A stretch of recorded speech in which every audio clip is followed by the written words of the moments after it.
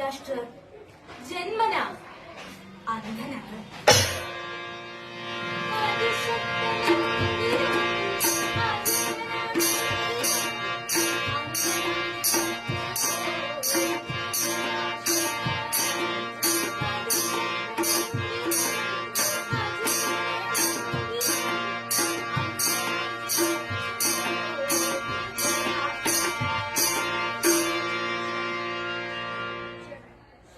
അന്ധനെങ്കിലും കുലമഹിമ മാനിച്ച് സുബലൻ ആ വിവാഹത്തിന് സമ്മതിച്ചു.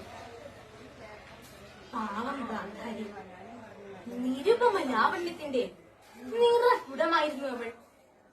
ആരും കൊതിച്ചു പോകുന്ന രാജകുമാരി. എന്നാൽ അവൾക്ക് ലഭിച്ചതോ അന്ധനായ ധൃതരാഷ്ട്ര മഹാരാജാവിനെ. വിവാഹവേദിയിൽ വെച്ച് തന്നെ ഗാന്ധാരി തന്റെ ഇരു കണ്ണുകളും മൂടിക്കെട്ടി. തന്റെ ഭർത്താവിനില്ലാത്ത ഒരു സുഖ സൗകര്യങ്ങളും തനിക്കും വേണ്ട എന്ന പ്രതിജ്ഞയോടെ